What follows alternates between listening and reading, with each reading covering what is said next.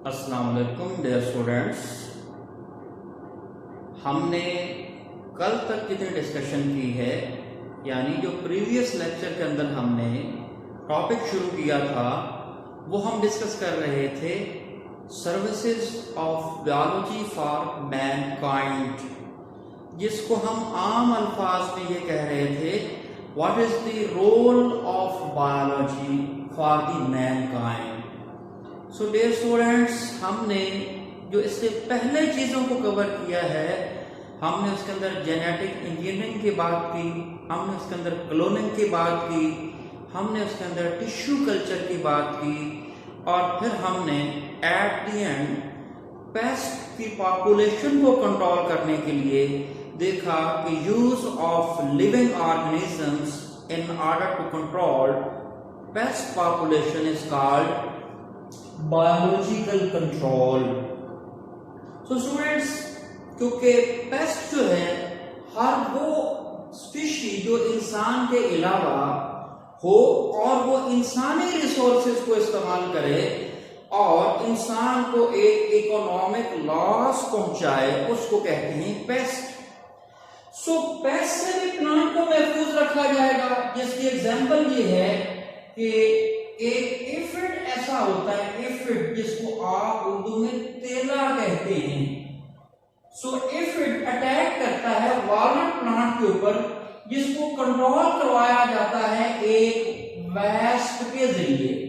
सो अगर एफिड एक पेस्ट है और उस पेस्ट को हम किसी वेस्ट को अप्लाई करके कंट्रोल करवाते हैं, such a control is called biological control.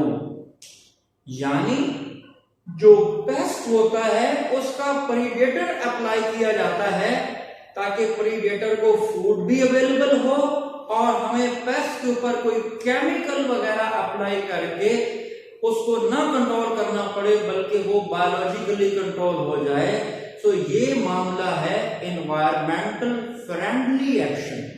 हमने माहौल दोस्ताना किरदार अदा करना है और ये शऊर बायोलॉजिकल नॉलेज ने हमें दिया है।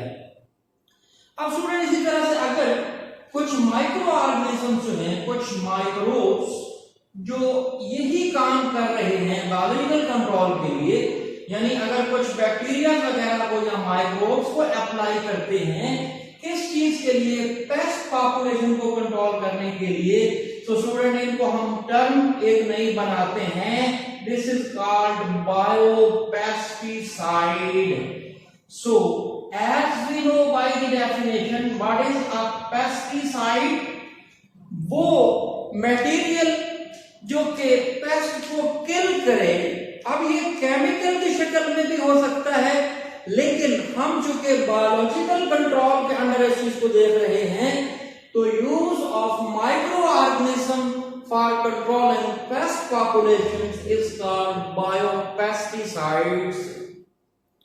Students, हमारा मकसद ये है कि हम जितनी भी टेक्निक्स जानते हैं सारी अप्लाई करके प्लांट्स को डिजीज से फ्री किया जाए, बचाया जाए, चाहे वो बायोलॉजिकल कंट्रोल की शक्ल में हो, चाहे वो बायोपेस्टिसाइड्स की शक्ल के अंदर हो, या किसी भी ऐसी शक्ल में हो जिसमें कोई बायोलॉजिकल एलिमेंट इस्तेमाल हो और प्लांट्स को डिजीज से बचाया जाए।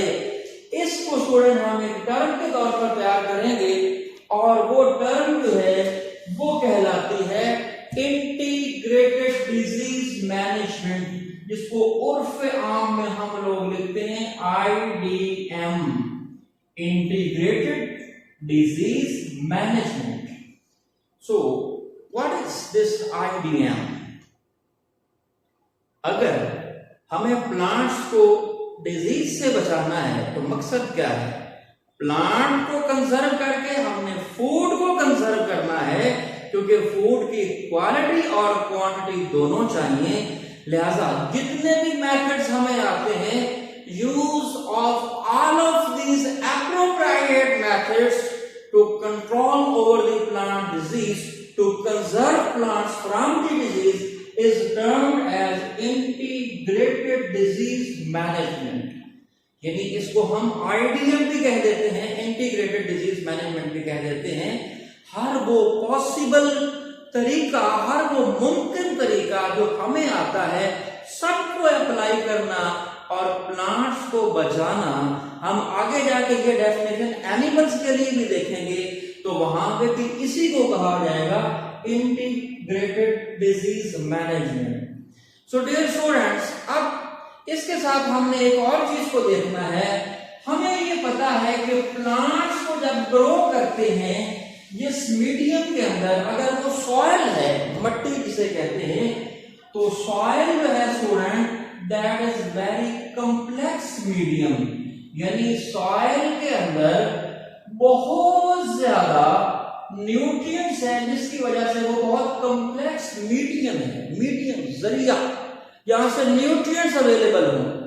अब साइंटिस्ट स्टूडेंट्स ये जानने की कोशिश कर रहे हैं कि कौन से न्यूट्रिएंट्स प्लांट कितनी मिकदार में जज़ब करते हैं, तो उन्होंने एक नई टेक्निक जो है वो अप्लाई की है, that is called hydroponic culture. Hydroponic culture. So student, ये सारी की सारी टेक्निक वाटर बेस्ड एनालिसिस का नाम होता है। इसका मकसद क्या है कि सॉइल यानी मट्टी वो एक कॉम्प्लेक्स मीडियम है जिसमें हम वो एक्सपेरिमेंट नहीं कंडक्ट कर सकते, वो तजर्बात नहीं कर सकते कि हमें पता चले प्लांट्स ने कौन से न्यूट्रिएंट्स जज़ब किए हैं और कौन से न्यूट्रिएंट जज़ब नहीं किए। क्यों?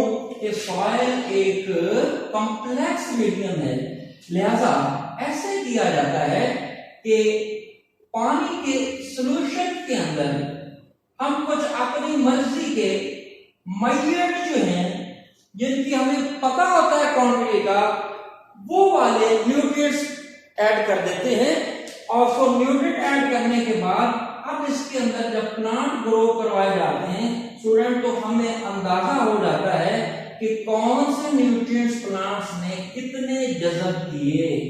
सो हम ये मेथड अप्लाई करते हैं न्यूट्रिएंट्स जानने के लिए और न्यूट्रिएंट्स की मिकदार जानने के लिए, जो कि हम मट्टी के अंदर नहीं जान सकते क्योंकि सॉइल एक कॉम्प्लेक्स मीडियम है। So the technique that is used to know how much nutrients are absorbed and utilized by the plants that is cultured in a cultured medium based on water. This is called hydroponic culture technique. Students, ये technique अभी इतनी applicable नहीं है, लेकिन एक technique है। सोचा ये जा रहा है कि एस्ट्रोनॉट्स जो हैं वो ऊपर जाकर यानी खला के अंदर ये तजर्बात करेंगे और देखेंगे कि आया कि वहां पे प्लांट्स जो वो ग्रो किए जा सकते हैं या नहीं।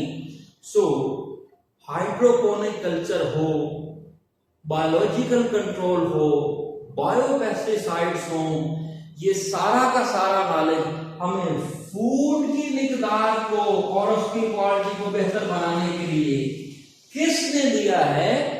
बायोलॉजिकल नॉलेज ने दिया है। इसलिए हम पिछले लेक्चर से पढ़ रहे हैं services of biology for the Mankind. अब स्टूडेंट, इस ज़िमन में एक आखिरी बात आपसे करनी है।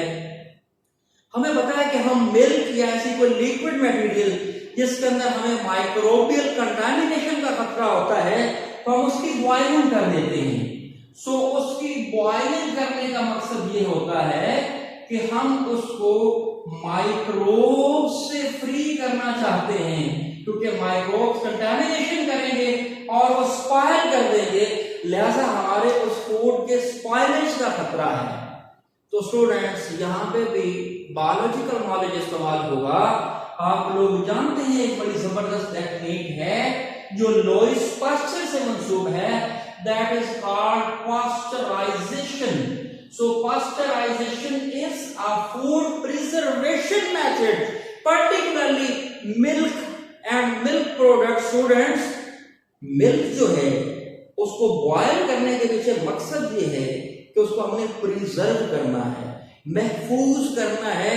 किस चीज के अटैक से? वो जो माइक्रोब उसके अंदर होते हैं और फर्मेंटेशन स्टार्ट कर देते हैं और वो मिल्क जो है वो स्पॉइल हो जाता है, खराब हो जाता है। लिहाजा लुइस पास्चर एक बड़ा ही मशहूर किस्म के साइंटिस्ट हैं।